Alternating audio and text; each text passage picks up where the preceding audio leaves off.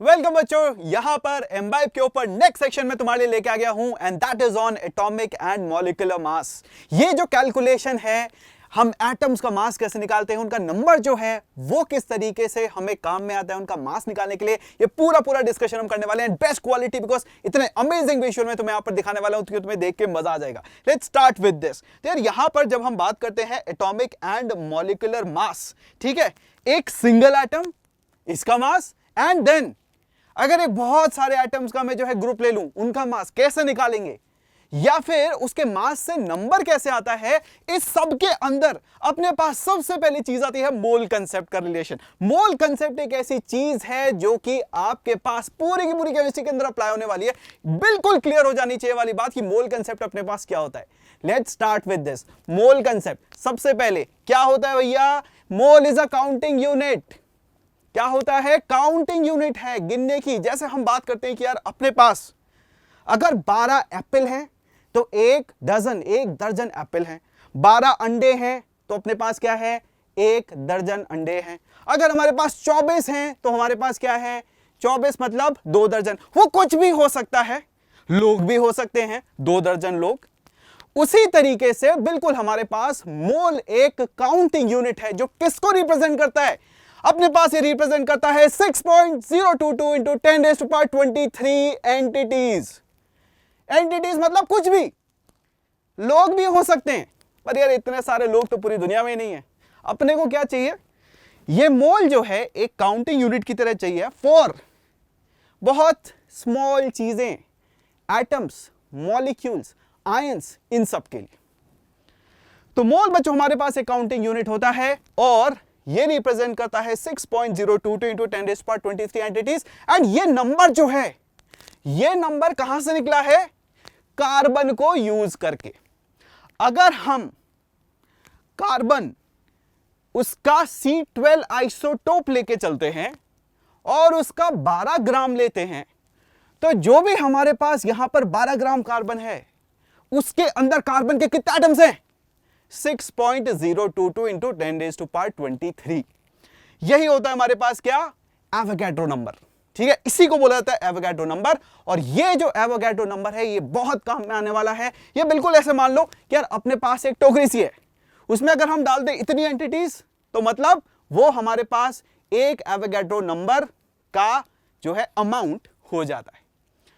तो एक बार हमें मोल कंसेप्ट और एवोगाड्रो नंबर जो है वो क्लियर हो जाता है, उसके बाद हम चल सकते हैं किसके ऊपर? टू अंडरस्टैंड कि एक एटम का मास कैसे निकाला जाता है, एक एवोगाड्रो नंबर ऑफ एटम्स है उसका मास कैसे निकाला जाता है, ये हम अब इस चीज से समझेंगे। नेक्स्ट हमारे पास हम यहां पर अब बात करते हैं एक एटॉमिक मास यूनिट। इसका क्या मतलब है?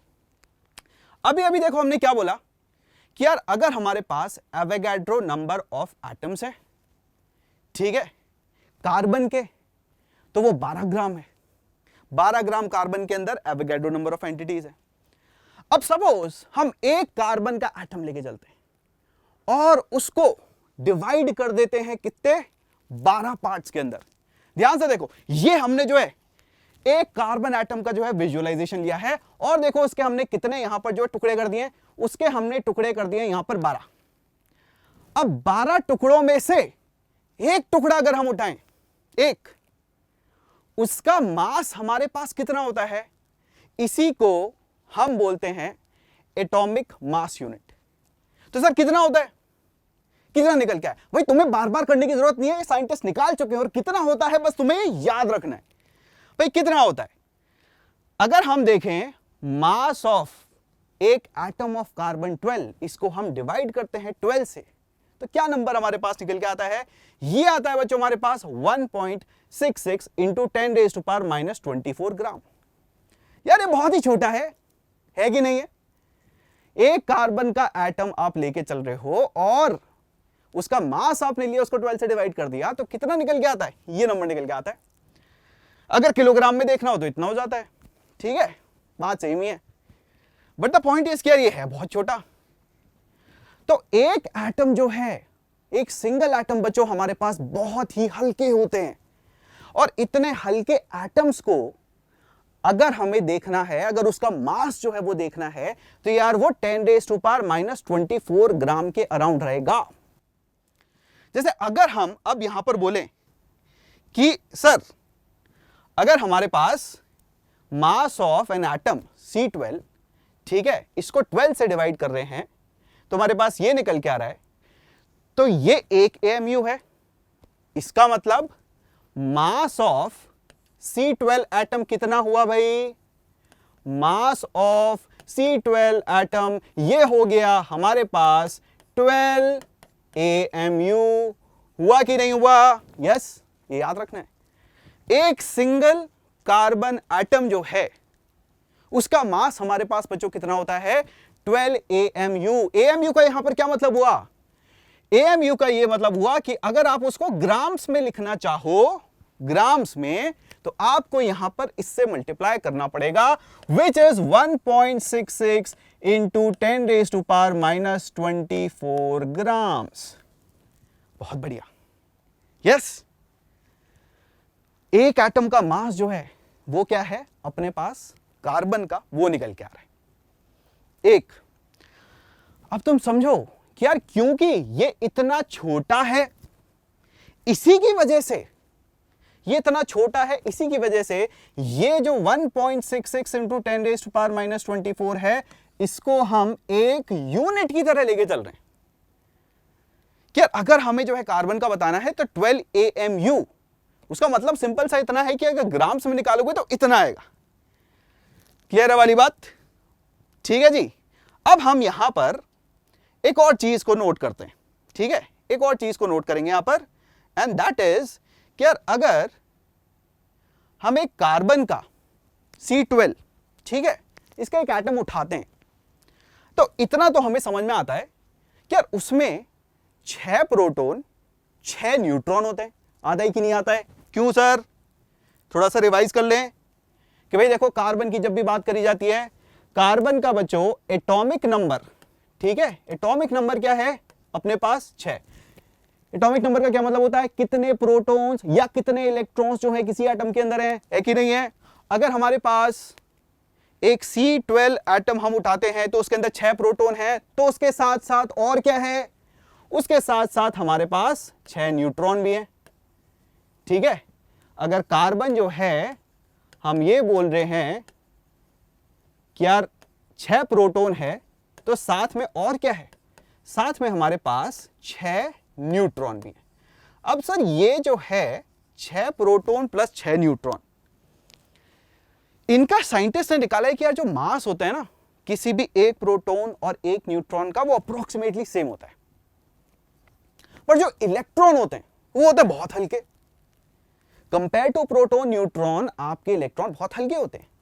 तो इसी वजह से जब हम किसी भी एक एटम के मास की बात कर रहे हैं, वो प्राइमरीली कहां पर है? उसके न्यूक्लियस के अंदर। मतलब जो हमारे पास प्रोटॉन और न्यूट्रॉन है, उसका जो मेन मास होता है, वही पूरे एटम का मास जो है हमारे पास कहलाता है। ठीक है, तो अगर हम बोल रहे हैं C12 है 6 प्रोटॉन्स प्लस 6 न्यूट्रॉन्स, तो उसके अंदर जो इलेक्ट्रॉन का मास है वो हमारे पास नेग्लिजिबल होता है, बहुत ही कम होता है प्रोटॉन न्यूट्रॉन से। इसी की वजह से बच्चों हम यहां पर क्या बोल रहे हैं? इसी वजह से हम बोल रहे हैं कि यार ये जो एक AMU है हमारे पास, ठीक है, एक AMU, वो क्या हुआ? अगर हम कार्बन के अंदर बोल रहे हैं कि कार्बन के अंदर टोटल मिला के हमारे पास कार्बन के 12 C12 एटम के अंदर हमारे पास 6 प्रोटॉन प्लस 6 न्यूट्रॉन है।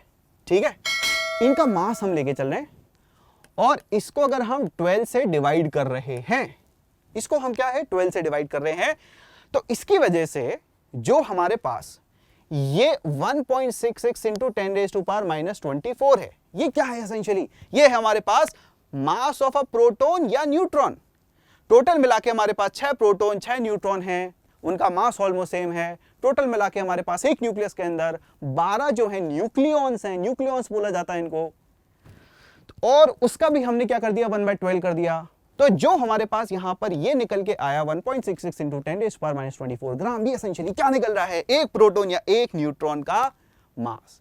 इस तरीके से हमारे पास जो है बच्चों यहां पर साइंटिस्ट ने ये एक यूनिट बना दी है AMU, जो कि किसको रिप्रेजेंट कर रही है? जो रिप्रेजेंट कर रही है हमारे पास मास ऑफ वन प्रोटॉन या न्यूट्रॉन।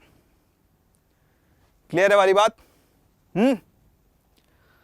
और ये काम जो है, क्या सर इतना कम मास जो है कैलकुलेट कैसे किया गया? ऑब्वियसली इसके लिए जो है स्पेशल इंस्ट्रूमेंट लगते हैं, और साइंटिस्ट ने एक दिन में नहीं कराई, इसके लिए काफी साल लगे। इनफैक्ट कार्बन को इस तरीके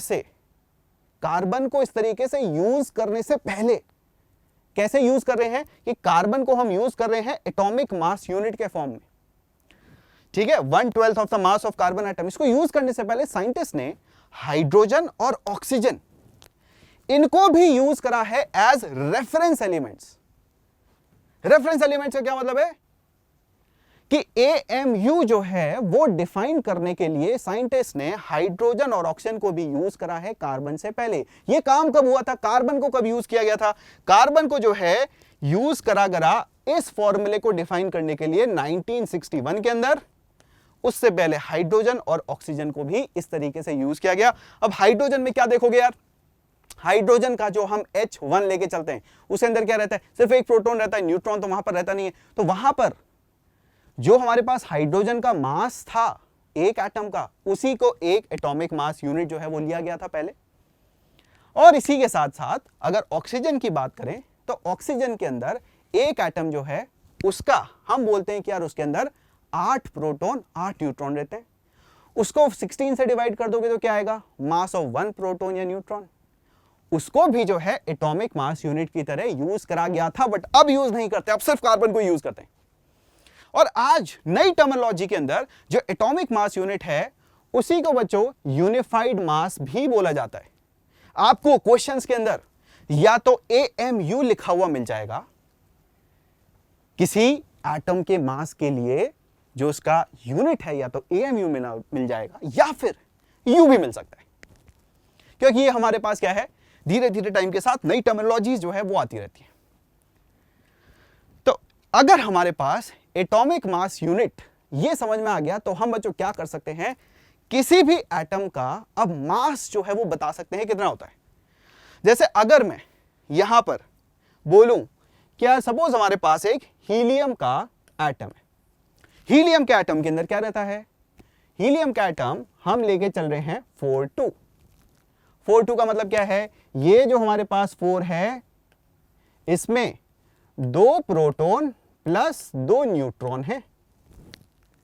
तो अगर हमारे पास इसका एक एटम है और 2 प्रोटॉन और 2 न्यूट्रॉन वहां पर हैं, और हर एक प्रोटॉन और हर एक न्यूट्रॉन का जो मास है वो हम डिफाइन कर रहे हैं इतना 1.66 × 10⁻⁻24। इसका मतलब हमारे पास जो एक हीलियम एटम का मास होगा वो कितना हो जाएगा? वो हो जाएगा 4, ठीक है, 2 + 2 4 AMU। और AMU का क्या मतलब है? AMU का मतलब है कि एक्चुअली ग्राम्स के अंदर उसको मेजर किया जाए तो वो अपने पास आएगा 1.66 × 10⁻24 ग्राम्स।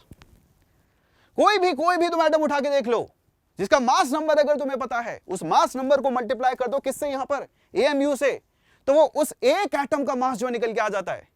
अरे AMU ये क्या है? इट इज एसेंशियली रिप्रेजेंटिंग 1.66 × 10⁻24 ग्राम। कैसे निकाला गया है? कार्बन को यूज करके। अब ना ये फंडा जो है बिल्कुल क्लियर हो जाना चाहिए। नेक्स्ट चीज पे चलते हैं। अब तुम्हें जो है एक बार ये चीज समझ में आ गई कि किसी भी एटम का मास कैसे निकाला जाता है, तो उसके अंदर 2 पार्ट्स हो गए, एक तो उसकी यूनिट और एक उसका क्या? Mass number. मास नंबर जो है वो क्या है? किसी भी एटम का आप देख सकते हो पीरियोडिक टेबल में लिखा रहता है। जैसे कि यहां पर देखो, अगर हम यहां पर बात कर रहे हैं किसकी, अगर हम बात करें सपोज क्रोमियम की, तो तुम देखोगे कि यार क्रोमियम जो है, ठीक है, उससे रिलेटेड मास यहां पर लिखा हुआ है अप्रोक्सीमेटली 52। तो क्रोमियम का एक एटम अगर उठाओगे तो उसका मास कितना होगा? 52 AMU। अगर तुम आयरन की बात करते हो तो आयरन का अप्रोक्सीमेटली कितना होता है मास नंबर? ये होता है बच्चों हमारे पास 56 अप्रोक्सीमेटली। 55.8 एग्जैक्ट है, बट 56 अप्रोक्सीमेटली लेके चल सकते हैं इसको। तो यार ये जो है 56, अगर तुम एक एटम आयरन का उठाते हो उसका मास कितना आएगा 56 AMU। यही फंडा जो है बस अब अपने को समझ में आ जाना चाहिए कि किसी भी एटम का अगर मास निकालना है तो आप पीरियोडिक टेबल में उसका मास नंबर जाके देख लो, उसको AMU से मल्टीप्लाई कर दो। ग्राम्स के अंदर निकालना चाहो तो 1.66 इंटू 10⁻24 से मल्टीप्लाई कर दो एंड आपके पास यहां पर क्या आ जाएगा बच्चों, ये आ जाएगा आपके पास एटम का मास। तो इसका मतलब सर ये जो पीरियोडिक टेबल में हमारे पास चीजें लिखी रहती हैं ये तो बड़ी काम की हैं, तो यही जो चीजें इनको क्या बोला जाता है, इन्हीं को बच्चों बोला जाता है रिलेटिव एटॉमिक मास। यही हमारे पास क्या है, ये हमारे पास बन जाता है रिलेटिव एटॉमिक मास। रिलेटिव का क्या मतलब हुआ सर, रिलेटिव मतलब in comparison to carbon. Carbon का जो हमारे पास एटम है, कार्बन का जो हमारे पास यहां पर एटम है C12, उसका 112 अगर हम लेके चल रहे हैं उसका मास का, ठीक है, और किसी भी एटम एक एलिमेंट का हम ले उसको डिवाइड कर दें इस चीज से, ये क्या है अपने पास 1 AMU है ना, तो अपने पास क्या बोला जाएगा, वो हो जाता है रिलेटिव एटॉमिक मास। यस, ये फंडा जो है क्लियर है। रिलेटिव एटॉमिक मास बच्चों क्या हुआ, जो मास नंबर जैसे तुम यहां पर देख रहे हो किसी भी एटम से रिलेटेड, किसी भी एटम से रिलेटेड जो एक ऐसा नंबर है जिसको आप मल्टीप्लाई करते हो AMU से, तो वो आपको क्या देता है, उस एटम का क्या देता है, मास दे देता है। एंड इसी चीज के साथ आप ये समझ सकते हो कि यार हमने यहां पर ऊपर जो है, ऊपर हमने क्या रखा है, मास रखा है, नीचे हमने क्या रखा है, मास रखा है। अरे ऊपर भी मास नीचे भी मास, इसका क्या मतलब हुआ, यूनिट्स कैंसिल हो जाएंगी, यूनिट्स कैंसिल हो गई, इसका मतलब ये जो अपने पास नंबर है क्या है, ये हुआ अपने पास एक यूनिटलेस क्वांटिटी। तो इसलिए तुम देखते हो यहां पर ये सारे क्या लिखे रहते हैं, यूनिटलेस क्वांटिटी लिखी रहती है। ठीक है भाई, ये वाला फंडा क्लियर। और एटॉमिक मास, किसी भी एटम का मास क्या होगा, उसका mass of one atom in AMU, ठीक है, that is equal to relative atomic mass into 1 AMU। ये हमारा फंडा जो है मास से रिलेटेड क्लियर हो गया। पर इसमें एक चीज जो है, अब नेचर के अंदर क्या होता है कि नेचर के अंदर वेरिएबल्स जो है वो बहुत सारे होते हैं। तो एक चीज जो है अपने को समझनी पड़ेगी यहां पर कि देखो, जैसे अगर मैं कार्बन का 12 मतलब C12 आइसोटोप जो है वो लेके चल रहा हूं, अब इसमें क्या रहेगा कि यार जो कार्बन का अपने पास C12 है वो एक एटम, उसके अंदर तो 6 प्रोटॉन और 6 न्यूट्रॉन अपने पास रहेंगे। बट नेचर के अंदर यह भी देखा जाता है कि वही कार्बन के और भी आइसोटोप्स अवेलेबल होते हैं। जैसे अगर मैं कहीं जाऊं, ठीक है, अगर मैं ऐसे कोयले की खदान में जाऊं, ठीक है, कोयले की खदान मतलब कोयला क्या होता है, कार्बन, तो वहां मैं देखूंगा कि यार अगर मैं वहां से कार्बन उठा के ला रहा हूं तो वहां पर C12 तो है, उसके साथ साथ कुछ amount of C13 and C14 भी प्रेजेंट होगा। पर ये कितने होते हैं, बहुत ही कम होते हैं। अगर नेचर के अंदर मैं किसी कार्बन का सैंपल उठाता हूं तो बच्चों वहां पर यह देखा जाता है कि यार उसके अंदर जो C12 वाले एटम्स होंगे वो 98.892% होंगे, जबकि C13 C14 अपने पास बहुत ही कम परसेंटेज में होता है, मतलब मैक्सिमम जो होता है अपने पास C12 ही होता है। बट स्टिल नेचर के अंदर क्योंकि हमारे पास ये वाली रिलेटिव अबंडेंस जो है वो देखी जाती है, और अगर मैं कोई भी एक्सपेरिमेंट करने जाऊं तो यार मुझे नेचुरल सैंपल ही लेना पड़ेगा ना।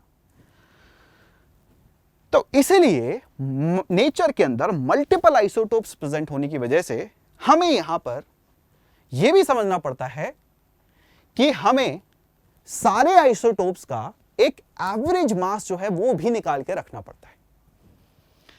जैसे कि अगर यहां पर हम लिखें कि a single element can occur in more than one type of atom called isotopes, तो उसके लिए बच्चों हमारे पास उस नेचुरल सैंपल के अंदर एवरेज मास क्या आएगा इन एटम्स का वो भी निकाल के हमें रखना पड़ता है, क्योंकि अल्टीमेटली जब हम एक्सपेरिमेंट करने वाले हैं तब तो क्या करेंगे, नेचुरल एलिमेंट्स को ही यहां पर यूज करने वाले। नेचर के अंदर जो मिलता है ना, हम अपने मन से थोड़ा ना बना सकते, हम दिमाग से थोड़ा ना बना सकते।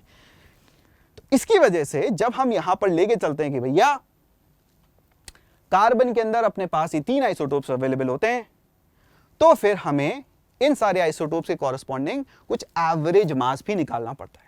सर एवरेज कैसे निकालेंगे, एवरेज निकालने का सिंपल सा फंडा होता है कि अगर आपको परसेंटेजेस गिवन है, इस तरीके से परसेंटेजेस गिवन है, तो आप बोलोगे सर जो हमारे पास C12 वाले एटम्स हैं, ठीक है, जो हमारे पास यहां पर C12 वाले एटम्स हैं उसके कॉरेस्पॉन्डिंग क्या होगा,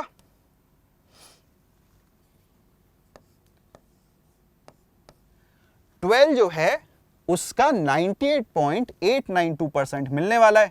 तो परसेंट को हम किस तरीके से लिख सकते हैं, या तो ऐसे देख लो, ठीक है, इसको मैं ऐसे भी लिख सकता हूं कि 98.892 डिवाइडेड बाय 100, ठीक है, परसेंटेज है ना, इसको हमने 12 से मल्टीप्लाई कर दिया, ठीक है जी, प्लस जो हमारे पास यहां पर 13 है इसमें हमने क्या करा 1.108 डिवाइडेड बाय 100 कर दिया, ठीक है, प्लस जो हमारे पास ये है 14, इसका क्या है, इसका तो बहुत ही कम है यार, ये तो मतलब नेग्लिजिबल है, ये तो नेग्लिजिबल है यार, ठीक है, ये तो नेग्लिजिबल चीज है अपने पास।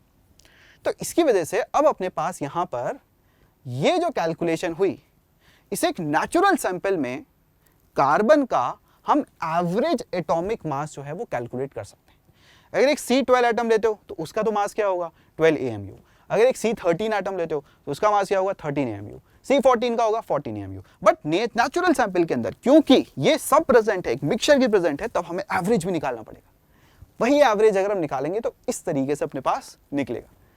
सर इसका आंसर कितना आता है, इसका आंसर जो है तुम देख सकते हो, ठीक है, बहुत ही सिंपल सा है, अपने पास हमने कैलकुलेशन करी 12.011 U जो है वो निकल के आता है। तो किसी नेचुरल सैंपल में कार्बन का अगर देखोगे हम बोलेंगे कि एवरेज एटॉमिक मास 12.011 U होगा, बिकॉज वहां पर ये तीनों आइसोटोप्स अपने प्रेजेंट है। ये हुआ बच्चों अपने पास एवरेज एटॉमिक मास का फंडा, ठीक है। नेक्स्ट नेक्स्ट नेक्स्ट, ठीक है, देखो ध्यान से सुनो, मजेदार चीज है अपने पास ये पूरी। हम यहां पर अब क्वेश्चन करते हैं इसके ऊपर कि किस तरीके से अपने पास ये AMU अपना काम आ रहा है। ध्यान से देखो, सपोज हमारे पास क्या है भैया, सपोज हमारे पास है नंबर ऑफ एटम्स, कुछ नंबर ऑफ एटम्स हमारे पास, हमें कैलकुलेट करने कितने हैं, किसके, हीलियम के। और हीलियम क्या होता है अपने पास, हीलियम का नेचुरल सैंपल जो होता है उसमें सिर्फ यही रहता है He42, ठीक है। ये तो यहां पर अपने पास अगर टोटल मिला के हीलियम के जो एटम्स हैं उनका टोटल मास अपने पास 52 U आ रहा है, तो हमसे पूछा गया यार कितने एटम्स वहां पर प्रेजेंट है, कैसे करेंगे, यूनिटरी मेथड। देखो जो अपना मोल कंसेप्ट है ना उसके अंदर unitary method is the most important method you have to use. जो 5th क्लास में पढ़ते हैं कैसे लगाते हैं, ध्यान से देखो इसको, ऐसे लगाते हैं इसको यार। अपने पास हम बोलेंगे ये सर अगर हमारे पास हीलियम है ना, तो हीलियम का हम रिलेटिव एटॉमिक मास जो कि हमें कहां मिलता है पीरियोडिक टेबल के अंदर, वो होता है 4, ठीक है जी। तो हम बोलेंगे कि सर एक एटम जो है ना उसका मास है 4U, रिलेटिव एटॉमिक मास को किससे मल्टीप्लाई कर दो, एटॉमिक मास यूनिट से, या तो AMU लिख दो, U लिख दो, बात सेम ही है। तो 4U है हमारे पास, 4U जो है, ठीक है जी, 4U है एक एटम का मास। तो अगर हमारे पास 52U है तो क्या हो गया 1/4 इंटू 52, ऐसे लगाते हैं। जो अपने पास क्या होता है, अपने पास यूनिटरी मेथड, 4 का 1 है तो 52 का कितना होगा 1 डिवाइडेड बाय 4 इंटू 52, ठीक है। 4 को हम नीचे लेके आ गए, 52 यहां रखा, कितना निकल के आ रहा है 13। तो 13 एटम्स अगर हमारे पास हैं हीलियम के, उनका टोटल मास अपने पास कितना आएगा 52। करेक्ट कि नहीं है, यस, ठीक है। ये हो गया अपने पास एटॉमिक मास यूनिट और उसका यूसेज, किस तरीके से एटॉमिक मास यूनिट या यूनिफाइड मास को आप यूज करेंगे एक एटम या मल्टीपल एटम्स का मास जो है वो लिखने के लिए, ठीक है जी। क्लियर है वाली बात। चलो नेक्स्ट आ रहे हैं हम बच्चों किसके ऊपर, ग्राम एटॉमिक मास। सर ये बहुत सारी चीजें बता रहे हो, अरे समझ में सब आ जाएंगी, कोई दिक्कत की बात नहीं है, ठीक है। ऐसा नहीं है कि मतलब समझ में नहीं आएगा, हाँ बहुत छोटी छोटी बहुत सारी टर्म्स हैं। हम मोल बोलेंगे, हम यहाँ पर जो है एटॉमिक मास बोलेंगे, हम यहाँ पर मॉलिक्यूलर मास बोलेंगे, ठीक है, हम यहाँ पर रिलेटिव एटॉमिक मास बोलेंगे, बट यूसेज बहुत सिंपल सा है। क्या है, वापस से ध्यान से देख लो, ठीक है, कि अगर हमारे पास कोई भी एलिमेंट है उसका हम क्या उठाते हैं, ये मास नंबर उठाते हैं, ठीक है। इस मास नंबर को यूज कैसे करते हैं भैया, इस मास नंबर को ऐसे यूज करते हैं कि यार आपने जो है सपोज हाइड्रोजन को लिया, हाइड्रोजन का यहाँ पर 1.008 लिखा हुआ है, ये क्या है अपने पास बच्चों, रिलेटिव एटॉमिक मास, ठीक है।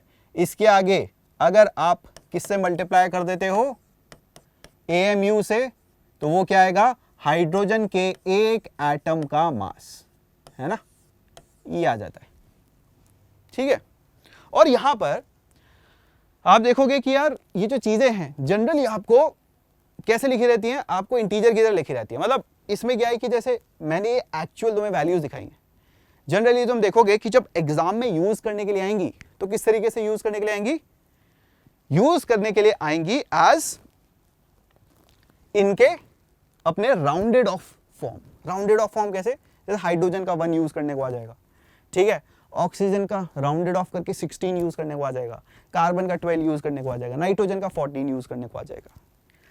तो जनरली टेस्ट के अंदर क्या रहता है कि यार ये बहुत ही सिंपल नंबर की तरह दिए रहते हैं रेदर देन इतना सारा जो है डेसिमल्स के अंदर। बट एक्चुअल अगर हम कैलकुलेशन करके निकालें, ठीक है, तो अपने पास यहां पर ये चीज इस तरीके से निकल के आती है। नेक्स्ट थिंग इज कि अगर हम बात करें बच्चों यहां पर ये रिलेटिव एटॉमिक मास की, ठीक है, इसको हमने एक MU से मल्टीप्लाई करा तो अपने क्या निकल के आया, एक एटम का मास। अब तुम्हें एक बहुत ही इंटरेस्टिंग चीज दिखाता हूं, यहां पर ध्यान से देखना। अगर हम क्या करेंगे, अगर हमारे पास ये रिलेटिव एटॉमिक मास जो है 1.008, इसको एक MU से मल्टीप्लाई कर रहे हैं। अब AMU भी क्या है भैया अपने पास, AMU क्या है, AMU is essentially 1.66 into 10 raised to power -24, ठीक है जी। अब इसको ध्यान से देखो, हमारे पास है 1.008 into 1.66 into 10 raised to power -24, ये हो गया मास ऑफ 1 एटम, ठीक है। अगर मैं इसको मल्टीप्लाई करता हूं किससे, जो हमने सबसे फर्स्ट चीज देखी थी, Avogadro number, 6.022 into 10 raised to power 23, पता है क्या रिजल्ट आएगा यहां पर, 1.66 इंटू 10 raised to power -24, इसको अगर आप मल्टीप्लाई करते हो 6.022 इंटू 10 raised to power 23 से, तो पता है क्या आता है, 1। यस, यही सबसे इंपॉर्टेंट चीज है यहां पर देखने के लिए, ठीक है। इसी में लोग फंस जाते हैं, ये ध्यान से देख लो। ये जो बच्चों अपने पास मल्टीप्लिकेशन है, ये क्या है, 1 है। इसका क्या मतलब निकला, इसका मतलब ये निकला कि अगर मैं एक एटम का मास लूं तो इतना है, ठीक है। अगर मैं एवोगैड्रो नंबर ऑफ एटम्स का मास देखूं तो एक एटम के मास को मल्टीप्लाई कर दूंगा एवोगैड्रो नंबर से, बट ये इंटू ये तो 1 है। तो हमारे पास जब हमने लिखा ये मास ऑफ 1 एटम, तो हमने यहां पर किसके अंदर लिखा था, ग्राम्स के अंदर, उसको एवोगैड्रो से मल्टीप्लाई करा। तो अब हमारे पास ये क्या निकल के आ रहा है भैया, ये अपने पास निकल के आ रहा है मास of Avogadro number 6.022 into 10 raised to power 23 atoms, ठीक है, इसका मास निकल के आ रहा है। बहुत इंटरेस्टिंग चीज है कि यार ये मास ऑफ इतना एटम्स है और ये मल्टीप्लिकेशन 1 है, तो इसका मतलब कितना हो गया, देखो यहां पर यूनिट अपने पास ग्राम थी, ये हो गया अपने पास 1.008 ग्राम्स। वाह, क्या हुआ, क्या हो गया यहां पर, दुनिया बदल गई। कैसे कि यार जो भी हमारे पास रिलेटिव एटॉमिक मास है उसमें अगर हम एवोगैड्रो नंबर और AMU से दोनों से मल्टीप्लाई करते हैं, ठीक है, तो क्या निकल के आ रहा है हमारे पास ये जो रिलेटिव एटॉमिक मास है सिर्फ उतना ही बच रहा है, क्योंकि ये तो हो गया 1 और ये किस में बच रहा है, ग्राम के अंदर। इसे मतलब जो हमारे पास हाइड्रोजन के एटम्स हैं, अगर मैं यहां पर एवोगैड्रो नंबर ऑफ एटम्स लेके चलूं, that is 1 mole atoms, 1 mole atoms अगर मैं लेके चलूं, उसका मास कितना निकलेगा? उसका मास निकलेगा हमारे पास 1.008 ग्राम्स। तो रिलेटिव एटॉमिक मास जो है अल्टीमेटली हमारे पास एक ऐसी चीज निकल के आ रही है जिसको बच्चों किसी भी एलिमेंट के रिलेटिव एटॉमिक मास को अगर आप मल्टीप्लाई करते हो किससे? 1 AMU से, तो आपके पास मास ऑफ 1 एटम निकल के आएगा। ठीक है, और अगर आप इसको ग्राम्स में लिख दो, आप इसको किससे लिख दो? ग्राम्स में लिख दो, तो वो होगा आपके पास mass of Avogadro number of atom, मतलब 1 मोल एटम्स, 1 मोल एटम्स। इसी को बोला जाता है gram atomic mass. Atomic mass, atomic mass है बहुत ही छोटा, एक एटम का मास तो बहुत ही छोटा होता है। और अगर मैं 1 मोल एटम्स की बात करता हूं, 1 मोल एटम्स की, तो उसको मैं बोलूंगा ग्राम एटॉमिक मास। 1 मोल एटम्स का टोटल मास जो है मेरे पास कितना निकल के आएगा? निकालने का सिंपल सा फंडा है, जो भी रिलेटिव एटॉमिक मास है उसको ग्राम्स में लिख दो, वो हो गया हमारे पास क्या? 1 मोल एटम्स का मास। तो ये जो हमारे पास चीज है क्या, 1 AMU इनटू एवोगैड्रो नंबर, बच्चों 1 होता है, ये सबसे इंपॉर्टेंट चीज है। अगर ये समझ में आ गया तो सब समझ में आ गया कि जो भी हमारे पास पीरियोडिक टेबल के अंदर मासेस लिखे रहते हैं, कहां पर? इन एलिमेंट्स के साथ, उसको आप अगर AMU में लिख रहे हो तो एक एटम का मास आ रहा है उस एलिमेंट का, और अगर आप उसको ग्राम्स में लिख रहे हो तो वो क्या आ रहा है अपने पास? 1 मोल एटम्स का मास। यस, क्लियर है भैया फंडा? ये फंडा अगर क्लियर है तो भैया सब क्लियर हो गया। ठीक है, अब सब अपने पास यहां पर जो है क्लियर हो गया। ये देखो, सपोज अब मैं क्या करूंगा, यहां पर मैं बोलूंगा कि ऑक्सीजन एटम्स हैं। ठीक है, ऑक्सीजन एटम्स हैं, ऑक्सीजन एटम्स सपोज मेरे पास हैं कितने? सपोज है मेरे पास यहां पर 16 ग्राम। ठीक है, 16 ग्राम। तो 16 ग्राम मतलब जो हमारे पास ऑक्सीजन एटम होते हैं उसका रिलेटिव एटॉमिक मास है अप्रोक्सीमेटली 16। अप्रोक्सीमेटली यहां पर कितना है? 16 है। ठीक है, इसका मतलब अगर मैं 16 ग्राम बोलता हूं तो वो क्या है? 1 मोल एटम्स।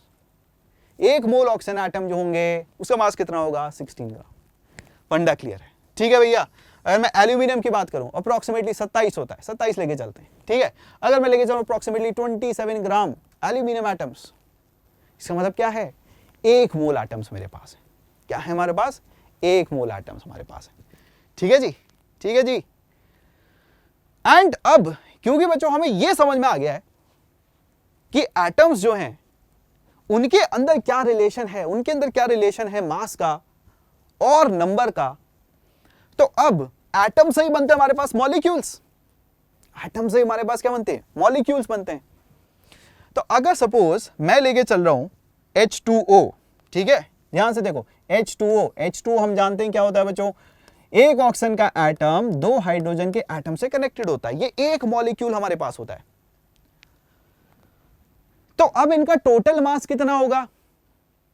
देखो ऑक्सीजन जो है, अगर मैं सपोज एक मॉलिक्यूल लेके चल रहा हूं, अगर मैं इसका एक मॉलिक्यूल लेके चल रहा हूं,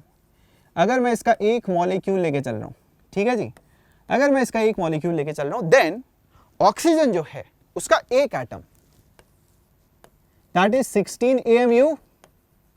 ठीक है, ऑक्सीजन जो है उसका एक एटम का 16 AMU प्लस अप्रोक्सीमेटली लेके चल रहा हूं मैं, ठीक है, प्लस 2 इंटू हाइड्रोजन एटम्स का मास। अरे मास तो एडिटिव होता है ना। 1 किलो अगर तुम जो है बाजार से लेके आते हो, क्या 1 किलो अगर लेके आ रहे हो अगर तुम अपने आलू, और 1 किलो लेके आ रहे हो तुम अपनी प्याज, तो टोटल मिला के क्या बोलोगे? 2 किलो सामान है। ठीक है, तो मास तो हमारे पास एडिटिव है। अगर मैं एक मॉलिक्यूल लेके चल रहा हूं तो यहां पर 16 AMU प्लस 2 इंटू हाइड्रोजन का कितना होता है अपने पास? Approximately 1 AMU। तो हमारे पास एक मॉलिक्यूल का जो मास है वो कितना निकल के आ रहा है भैया? वो हमारे पास निकल के आ रहा है 16 + 2 दैट इज 18। ठीक है, 18 जो है उसके आगे अगर AMU लिख दिया तो इसका मतलब एक मॉलिक्यूल की बात कर रहे हैं। बट अगर मैं बोलूं कि एक मोल का कितना होगा, एक मोल अगर मेरे पास वाटर के मॉलिक्यूल्स हैं उनका जो है मास कितना होगा, तो अगर मैं बोलूं एक मोल का क्या मतलब है 6.022 इंटू 10⁻23 मॉलिक्यूल्स, ठीक है, किसके, वाटर के, उनका मास कितना होगा। तो यार ये जो हमारे पास 18 लिखा हुआ है इसके आगे तुम अगर ग्राम्स लिख देते हो तो ये हमारे पास इस मॉलिक्यूल के एक मोल मॉलिक्यूल्स का मास आ गया। फंडा वही है, देखो एम फंडा वही है, देखो एएमयू है, एएमयू क्या हमारे पास 1.66 10⁻24, उसको हमने मल्टीप्लाई कर दिया एवोगाड्रो नंबर से, तो कितना आ गया, वो तो हो गया अपने पास 1 कैंसिल आउट हो गया, यानी हमारे पास कितना आ गया 18 ग्राम। यस, आएगी नहीं आया भैया। तो अब हमारे पास एक मॉलिक्यूल का मास कैसे निकाला जाता है वो भी समझ में आ गया, एक मोल मॉलिक्यूल का मास कैसे लिखा जाता है वो भी समझ में आ गया, और एक मोल मॉलिक्यूल जो है बच्चों उसी का मास क्या बोला जाता है, उसी का मास बोला जाता है ग्राम मॉलिक्यूलर मास। उसी का मास क्या बोला जाता है, gram molecular mass. Essentially gram atomic mass and gram molecular mass ये है एक मोल एटम्स या एक मोल मॉलिक्यूल के मास। तो इसीलिए यहां पर हम क्या करते हैं, यहां से देखो हम क्या करते हैं, इन दोनों चीजों को, है ना, इन दोनों चीजों को क्या बोल देते हैं, इनको मोलर मास बोल देते हैं। एक मोल सब्सटेंस का मास इज मोलर मास, वो कुछ भी हो सकता है, एलिमेंट भी हो सकता है, कंपाउंड भी हो सकता है। मोलर मास मतलब एक मोल चीज का मास, वो चीज क्या हो सकती है, वो एंटिटी क्या हो सकती है, एटम भी हो सकता है, वो मॉलिक्यूल भी हो सकता है, वो आयन भी हो सकता है। कोई भी कंपाउंड, कोई भी एलिमेंट का मोलर मास मतलब उसके एक मोल चीज का मास, वो क्या हो सकता है, एटम हो सकता है, मॉलिक्यूल हो सकता है। एंड इस तरीके से हमारे पास ये बेसिक फंडा जो है अप्लाई होता है, जिसको हम अल्टीमेटली मोलर मास की तरह लेके चलते हैं। ठीक है, एग्जाम्पल कर लेते हैं यहां पर, ठीक है, ध्यान से देखो यहां पर देखो, यहां पर कुछ मैं एटम्स लेके चल रहा हूं, ठीक है। कैल्शियम एक एलिमेंट है, उसका मास होता है 40, ठीक है, मास नंबर है 40, रिलेटिव एटॉमिक मास। आयरन 56, ठीक है, सोडियम 23। आपको दिया गया है यहां पर बच्चों क्या, आपको दिया गया है यहां पर कि 80 ग्राम कैल्शियम है, 80 ग्राम कैल्शियम है, अच्छा 80 ग्राम कैल्शियम है, और कैल्शियम जो है उसका रिलेटिव एटॉमिक मास क्या है 40 है। इसका मतलब 40 जो है 40 ग्राम कैल्शियम जो होगा बच्चों वो क्या होगा हमारे पास, एक मोल होगा, एक मोल कैल्शियम के एटम्स होगा कि नहीं होगा। हमें पूछा गया है कि 80 ग्राम कैल्शियम के अंदर बता दो कितने मोल्स हैं, कितने मोल कैल्शियम एटम है, तो यहां लिख दिया हमने 80 ग्राम, ठीक है। यूनिटरी मेथड हम लगाने वाले हैं, ध्यान से देखो, ये यूनिटरी मेथड है हमारे पास। ये कितना निकल के आ रहा है 2, ऑब्वियस सी बात है। 40 ग्राम कैल्शियम एटम जो है, अगर हमारे पास एक मोल है तो इसका मतलब 80 ग्राम कितना होगा, 2 मोल होगा। इसी तरीके से यहां पर भी कर सकते हो, ठीक है। 168 ग्राम आयरन है तो कितना होना चाहिए, ठीक है, खुद से करके देखो। 23 सोडियम है, ठीक है, 23 ग्राम, कितने मोल्स हुआ, कितने मोल्स हमारे पास एलिमेंट हुए, ठीक है। आंसर जो है अपने पास ऑब्वियस से आंसर निकल के आएंगे, कैल्शियम का होगा 3, ठीक है, 3 मोल है हमारे पास। आयरन के होंगे कितने, सॉरी कैल्शियम के होंगे 2, आयरन के हमारे पास कितने 3, एंड सोडियम के हमारे पास कितने हो गए 1 मोल। तो यहां पर हमने सबसे पहले समझा एटॉमिक मास क्या होता है, फिर ग्राम एटॉमिक मास क्या होता है, उसी को क्या बोला था मोलर मास। उसको कैसे यूज करते हैं मोल्स निकालने के लिए, उसको कैसे यूज करते हैं हम क्या, मोल्स निकालने के लिए। ये हमने जो है बच्चों यहां पर फंडा सीख लिया है, सीखा कि नहीं सीखा है ना। और एक और इंटरेस्टिंग क्वेश्चन करते हैं यहां पर, ठीक है, बहुत इंटरेस्टिंग क्वेश्चन है, इसको ध्यान से पढ़ो तो समझ में आएगा कि यार इसमें जो है यहां पर जो हमने पढ़ा है उसका एप्लीकेशन हो रहा है। कैसे एप्लीकेशन हो रहा है, एप्लीकेशन ऐसे हो रहा है कि यार हमसे क्वेश्चन में पूछा गया है कि the element whose gram atomic mass and gram molecular mass are same, sir ऐसा कैसे हो सकता है? जो हमारा ग्राम एटॉमिक मास है वो तो एलिमेंट के लिए डिफाइन है, और ग्राम मॉलिक्यूलर मास है वो मॉलिक्यूल के लिए डिफाइन है, वो सेम कब होंगे? तो दिमाग चलना चाहिए, थोड़ा सा दिमाग दौड़ाओ। क्या बोलोगे भैया कि सर ये तभी हो सकता है जब हमारे पास एक सिंगल एटम जो है वही मॉलिक्यूल का भी काम करे। होगा कि नहीं होगा? एक सिंगल एटम ही अगर उस एलिमेंट का मॉलिक्यूल का काम करे तभी हो सकता है। अब तुम्हें पता है कि इन एलिमेंट्स में से अगर हम नेचुरल फॉर्म में देखें तो जो हमारे पास आर्गन होता है, ठीक है, वो हमारे पास एक कैसा रहता है? सिंगल एटम, ठीक है, इसकी तरह एग्जिस्ट करता है। नेचुरली सिंगल एटम की तरह एग्जिस्ट करता है। वो सिंगल एटम ही इसका क्या है? मॉलिक्यूल है। वो सिंगल एटम ही क्या है भैया? यहां पर मॉलिक्यूल है। पर अगर नाइट्रोजन की बात करें तो नाइट्रोजन जो है बच्चों, उसका एक मॉलिक्यूल जो होता है वो क्या होता है? सबको पता है यार। अरे जो अपने पास एटमॉस्फेयर में सबसे ज्यादा गैस मिलती है वॉल्यूम के टर्म्स में, क्या होता है? Nitrogen gas. और वो क्या होता है? वो होता है अपने पास N2, ठीक है। N2 जो होता है वो होता है अपने पास यहां पर इसका मॉलिक्यूल। अगर हम ऑक्सीजन की बात करें, किस तरीके से एग्जिस्ट करता है? O2। ऑक्सीजन का मॉलिक्यूल क्या होता है? O2 होता है। हाइड्रोजन का क्या होता है? H2। तो अगर हम आर्गन की बात करें बच्चों, यहां पर इस एलिमेंट के केस में जो एक सिंगल एटम है वही इसका मॉलिक्यूल होता है। तो एक सिंगल एटम अगर हम लेके चल रहे हैं, या फिर हम बोल चल रहे हैं कि यार हमारे पास 1 मोल एटम्स हैं, तो वो जो 1 मोल एटम्स हैं वही हमारे पास क्या है? 1 मोल मॉलिक्यूल भी है। तो 1 मोल एटम और 1 मोल मॉलिक्यूल अगर ये सेम बात है, इसका मतलब gram atomic mass and gram molecular mass अपने पास क्या हो गया? सेम हो गया। यस, ठीक है भाई। अच्छा, अगर तुम सोच रहे हो सर नाइट्रोजन केस में क्या बोलेंगे, देखो नाइट्रोजन के केस में, ठीक है, नाइट्रोजन केस में अगर मैं बोलना चाहता हूं कि भाई मेरे पास इसका ग्राम एटॉमिक मास क्या होगा, तो भाई जो एटम होता है नाइट्रोजन का वो तो क्या होता है? वो होता है अपने पास N14 ठीक है भाई। तो हमारे पास ग्राम एटॉमिक मास जो है वो इसका कितना निकल के आएगा? वो इसका निकल के आएगा 14 ग्राम। जबकि इसका ग्राम मॉलिक्यूलर मास कितना निकल के आएगा? भाई इसका ग्राम मॉलिक्यूलर मास कितना निकल के आएगा? अरे मॉलिक्यूल क्या होता है इसका? मॉलिक्यूल होता है N2, ठीक है।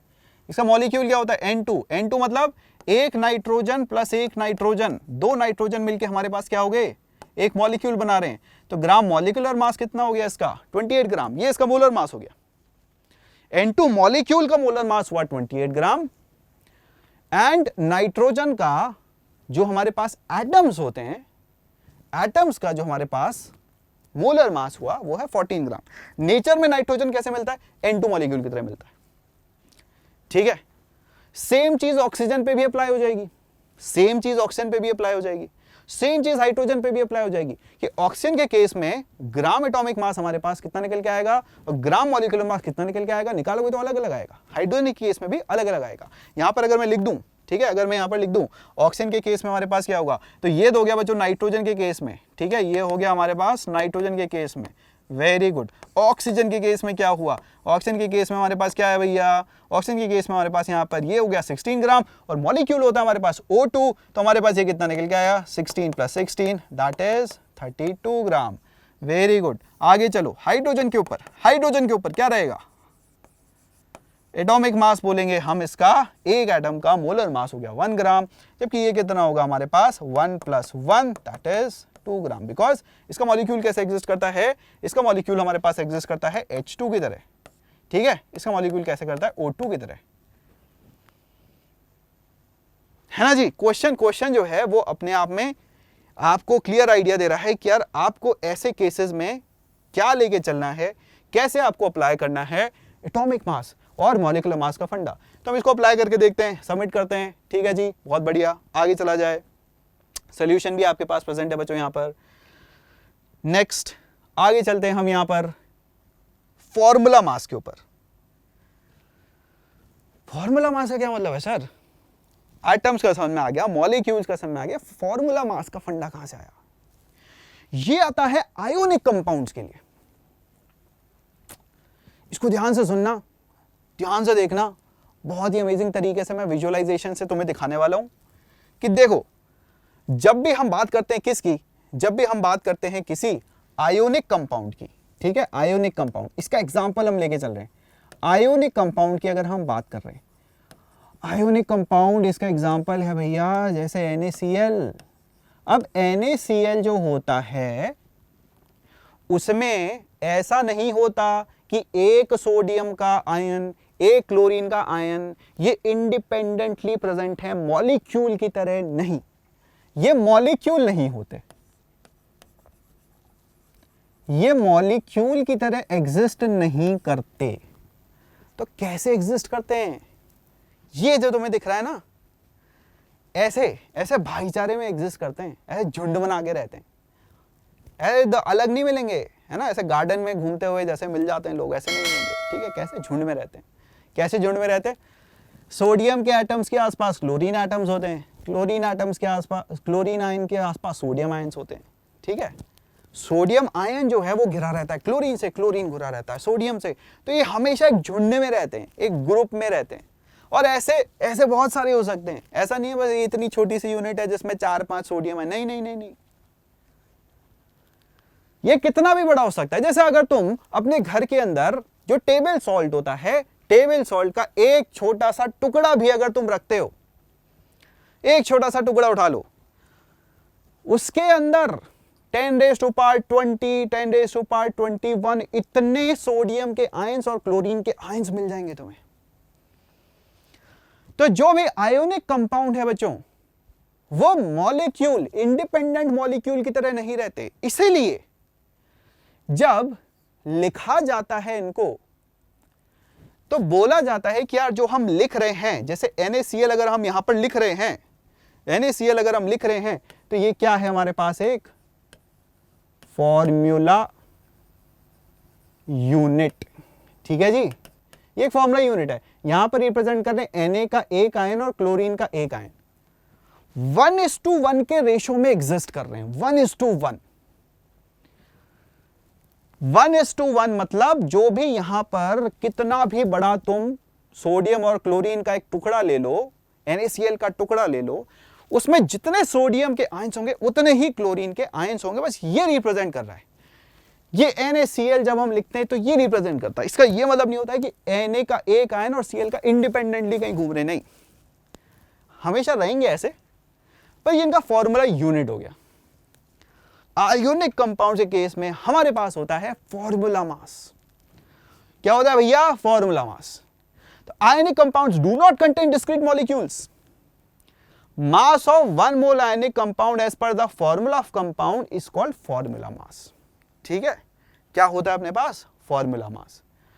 यही इसका मोलर मास कहलाएगा। जैसे अगर हम सोडियम की बात करें, ठीक है, सोडियम की अगर हम बात करें, यहां पर सोडियम के केस में क्या निकल के आएगा? NaCl के केस में अगर आप देखोगे, ठीक है, तो 23 और क्लोरीन का बच्चों अपने पास क्या रहता है? 35.5 रहता है कि नहीं रहता है? ठीक है, सोडियम का 23, क्लोरीन का 35.5। हमने इसको एक फॉर्मूला की तरह लिखा। कैसा फॉर्मूला? Na प्लस और Cl माइनस। अरे सर यहां तो चार्ज भी आ रहे हैं, ये चार्ज की वजह से तो मास में चेंज नहीं होता? नहीं होता। चार्ज क्या होता है? इलेक्ट्रॉन का होना ना होना। अगर इलेक्ट्रॉन जो है एक कम है जितने होने चाहिए उससे, तो प्लस आ जाता है। अगर इलेक्ट्रॉन एक ज्यादा है जितने होने चाहिए उससे, तो माइनस आता है। पर इलेक्ट्रॉन का मास तो नेग्लिजिबल है, तो उससे फर्क नहीं पड़ता, उससे फर्क नहीं पड़ता। तो हमारे पास जो NaCl है, ठीक है, इस फॉर्मूला यूनिट का फॉर्मूला मास 23 प्लस 35.5 ये होगा। कितना हो गया? 58.5। ठीक है, 58.5। तो 58.5 को अगर आप ग्राम्स में लिखते हो, दैट इज 58.5 ग्राम। ये क्या हो गया बच्चों हमारे पास 1 मोल NaCl। 1 मोल NaCl, 1 मोल NaCl के अंदर हमारे पास क्या रहेगा 1 मोल Na प्लस, बहुत बढ़िया, एंड 1 मोल Cl माइनस। देखो 1 मोल NaCl हम बोल रहे हैं तो उसमें इक्वल अमाउंट ऑफ Na और Cl है। इक्वल अमाउंट का मतलब जितने तुम्हारे पास Na प्लस है उतने Cl माइनस है। तो हमने बोला 1 मोल NaCl, इसका मतलब 1 मोल Na प्लस 1 मोल Cl माइनस। 6.022 इंटू 10⁻23 एक नंबर है।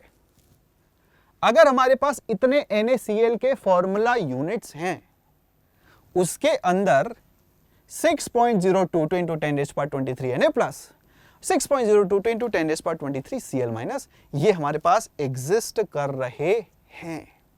ये हो गया अपने पास क्या बच्चों, फॉर्मूला मास।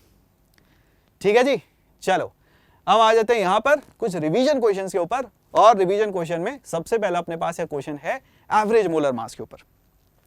ठीक है, अभी जो हमने पढ़ा उसको अप्लाई करके देखते हैं, अप्लाई करके देखते हैं उसको। ठीक है, यहां पर सबसे पहला क्वेश्चन अपने पास कि आप ये बता दो कि देखो अगर average molar mass of chlorine, ठीक है, क्लोरीन जो है बच्चों हमारे पास, उसका नेचुरल सैंपल हमने लिया और उसका मास है हमारे पास 35.5।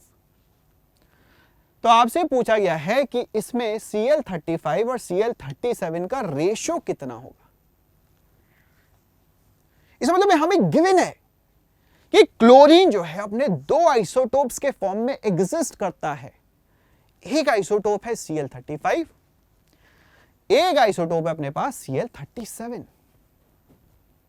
ठीक है, तो इसका मतलब यहां पर जो नेचुरल सैंपल होगा उसमें ये दोनों एटम्स एग्जिस्ट कर रहे होंगे, और जो दोनों एटम्स हैं उसमें से Cl35 का जो रिलेटिव एटॉमिक मास है वो 35, Cl37 का 37। ठीक है, रिलेटिव एटॉमिक मास। अब एवरेज एटॉमिक मास अगर हमें निकालना है यहां पर एवरेज एटॉमिक मास, तो कैसे निकालेंगे। फंडा जो है क्या रहेगा कि यार जो भी हम Cl35 है, ठीक है, उसको हम बोल देते हैं सपोज अपने पास कुछ x परसेंटेज है। ठीक है, क्या है हमारे पास x% है। ठीक है, क्या हमारे पास x परसेंटेज है, तो ये हो गया हमारे पास x डिवाइडेड बाय 100। ठीक है, और Cl37 ये कितना हो जाएगा। अब देखो जो सैंपल है उसके अंदर Cl35 और 37 ही तो है, और तो कुछ है नहीं। तो अगर मैं बोल रहा हूं कि यार x परसेंटेज, इसका मतलब क्या है कि 100 में से x एटम Cl35 के होंगे। जैसे तुम्हारे मार्क्स होते हैं, बोल दो सर हमारे जो है मैथ्स के अंदर आए हैं 60%। ठीक है, अच्छी बात नहीं है वैसे।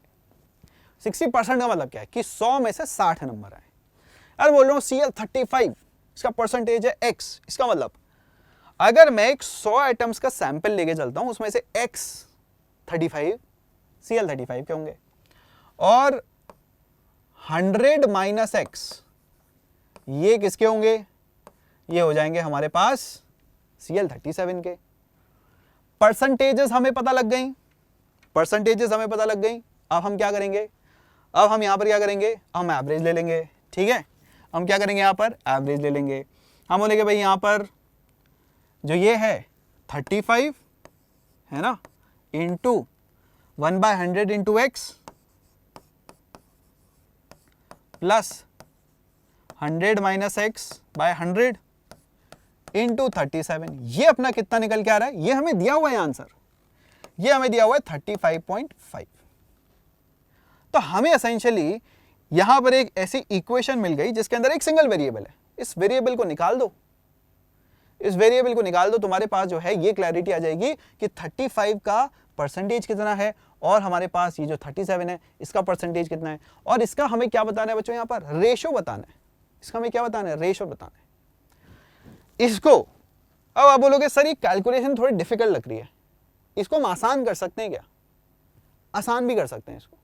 ठीक है, इसको हम आसान भी कर सकते हैं। इसको आसान कैसे करें भैया, इसको आसान करने के लिए हम यहां पर, ठीक है, ऐसा भी बोल सकते हैं कि यार टोटल सैंपल जो है, ठीक है, टोटल सैंपल सपोज हम यहां पर 1 मोल का लेके चल रहे हैं, ठीक है।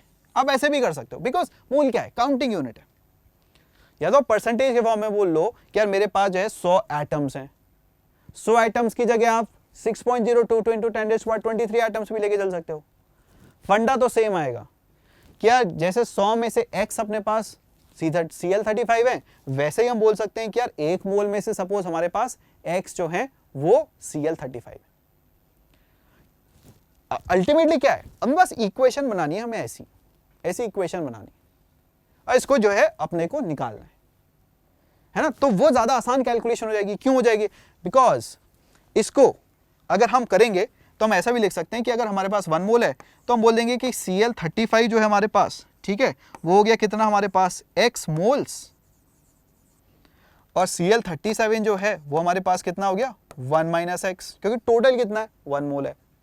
तो इसको ऐसे भी लिख सकते हैं कि भाई जो 35 इंटू x है प्लस 37 इंटू 1 - x है, वो क्या निकल के आ रहा है, वो है average molar mass which is 35.5। इसको भी कैलकुलेट कर सकते हो, बात सेम ही आएगी, ठीक है। बात अपनी यहां पर सेम जो है वो निकलने वाली है। कैलकुलेट करा तुमने, ठीक है, करके निकाला, क्या आएगा भाई इसके अंदर आंसर, ठीक है। आंसर अगर देखोगे क्या आने वाला है, यहां पर कैलकुलेशन जो है अपने पास अगर हम करेंगे तो वो जो यहां पर, ठीक है, जितना मेरे को समझ में आ रहा है 3:1 जो है अपने पास आंसर आना चाहिए।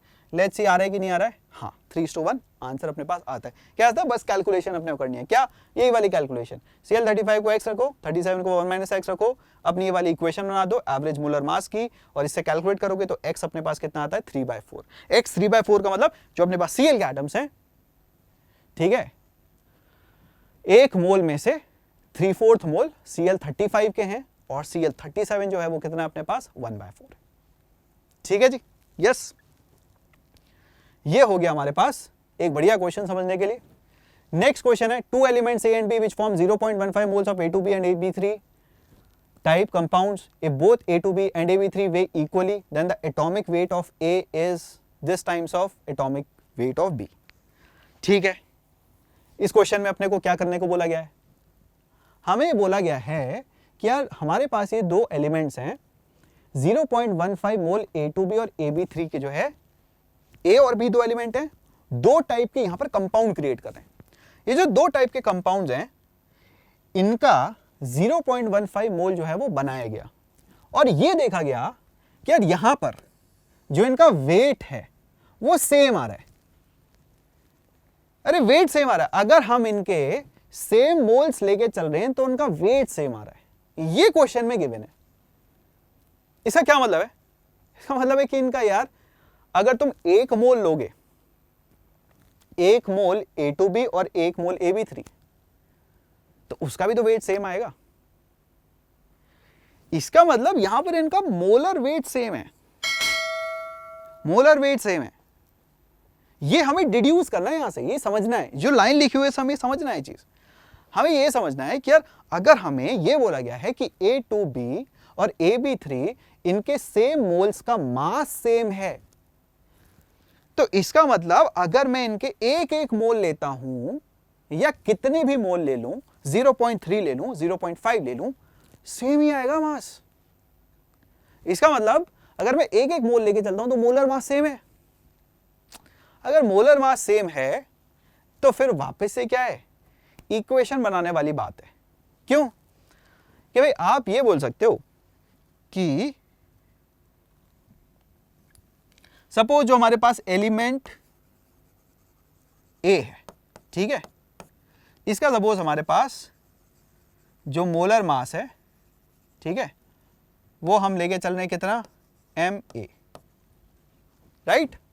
दूसरा एलिमेंट बी, इसका मोलर मास हम लेके चल रहे हैं Mb। अब देखो ये किस में, ग्राम्स के अंदर है, मोलर मास इसके अंदर ग्राम्स के अंदर हो जाते हैं, ठीक है। अब यह बोला गया है कि यार हमारे पास पहला कंपाउंड है, फर्स्ट कंपाउंड, वो बनाए कैसे, A2B से। A2B का मतलब कि यार या तो हमारे पास आयनिक होगा या हमारे पास जो है कोवेलेंट होगा, पर बात यह है कि यार इस कंपाउंड के अंदर अगर मैं इसका 1 मोल लेके चलता हूं तो उसके अंदर जो होगा 2 moles of A plus 1 mole of B रहेगा।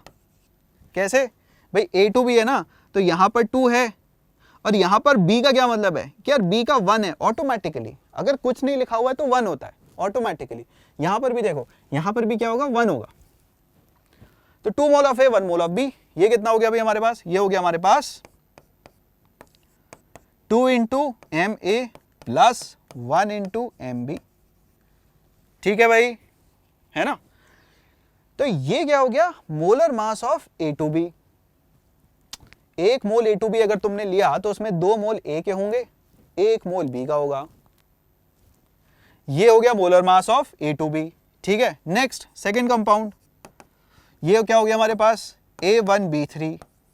A1B3 में क्या रहेगा भैया, A1B3 में रहेगा हमारे पास 1 mole of A plus 3 mole of B। तो ये क्या हो गया, है ना, कितना हुआ, 1 मोल A का, तो उसका मास कितना हो गया हमारे पास, मास हो गया हमारे पास 1 इंटू MA। B के केस में हमारे पास क्या हो गया, 3 मोल है तो 3 इंटू MB। हमें बोला गया है कि यार इनके सेम मोल्स का मास सेम है, तो इसका मतलब इनका मोलर मास जो है वो सेम आएगा। तो ये जो मास है, मोलर मास है, ठीक है, ये अपने पास क्या रहना चाहिए, सेम रहना चाहिए, है ना। मोलर मास अपने पास क्या रहना चाहिए भैया, सेम रहना चाहिए। ठीक है, करें इसको, है ना। यहां पर कैलकुलेशन करेंगे तो क्या आएगा, कैलकुलेशन करेंगे हमारे पास, ठीक है, तो कुछ इस तरीके से निकल के आएगा, A का मास प्लस B, ठीक है, A प्लस 3B, इससे बच्चों हमारे पास क्या निकल के आएगा, A is equals to 2B। ठीक है, इसका मतलब जो हमारे पास यहां पर मास है, जो हमारे पास यहां पर मास है भैया किसका, A का, it is 2 times of B। ठीक है, तो मास का जो है अपने पास यहां पर पूछा गया है कि जो अपने पास यहां पर एटॉमिक वेट ऑफ A है, it is how many times of atomic weight of B, 2 times. Calculation है बस सिंपल सी। ठीक है, कैलकुलेशन है अपने पास यहां पर सिंपल सी। ठीक है, कैलकुलेशन है अपने पास सिंपल सी। क्या निकल के आ रहा है अपने पास, सबमिट करके दे।